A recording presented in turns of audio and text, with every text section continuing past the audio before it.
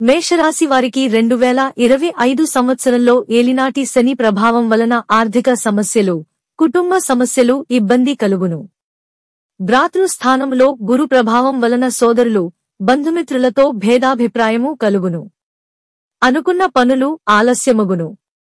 అయితే వివాహ ప్రయత్నములు ఫలించును. ఉద్యోగస్తులకు పని ఒత్తిళ్లు, చికాకులు అధికమగును. వ్యాపారస్తులకు ధన నష్టము అధికముగా ఉండును. అప్పులు బాధలు పెరుగు సూచన. మేషరాశి స్త్రీలకు సామాన్య ఫలితములు ఏర్పడుచున్నవి. మేషరాశి వారికి ఆదాయం కన్నా ఖర్చులు మరియు అప్పులు అధికమగును. విమర్శలు, అవమానాలు పెరుగును. గొడవలకు దూరంగా ఉండాలని సూచన. కోర్టు వ్యవహారాలు, సమస్యలు చికాకు కలిగించును. భగవత్ కార్యక్రమాలు చేసెదరు.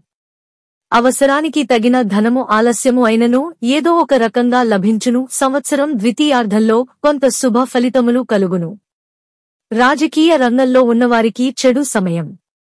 సినీ, మీడియా రంగంలో ఉన్నవారికి ఆర్థిక సమస్యలు ఏర్పడును. ఏలినాటి శని ప్రభావం గురుడు తృతీయంలో సంచరించటం చేత తప్పుడు నిర్ణయాల వలన, ఆవేశపూరిత నిర్ణయాల వలన ఇబ్బందులు ఏర్పడును. 2025లో మీరు మీ జీవితంలో కొన్ని ముఖ్యమైన మార్పులను అనుభవిస్తారు. ఈ ఏడాది లక్ష్యాలు చేరుకోవడం కోసం కష్టపడి పనిచేయాల్సి ఉంటుంది. ఉద్యోగస్తులకు ప్రమోషన్ లేదా కొత్త ఉద్యోగ అవకాశాలు లభించవచ్చు. వ్యాపారస్తులకు ఈ సంవత్సరం కొత్త ప్రాజెక్టులు ప్రారంభించడానికి అనుకూలంగా ఉంటుంది. అయితే ఆర్థిక వ్యవహారాల్లో జాగ్రత్తలు తీసుకోవడం ముఖ్యం. విద్యార్థులు తమ చదువులో ప్రగతి సాధిస్తారు.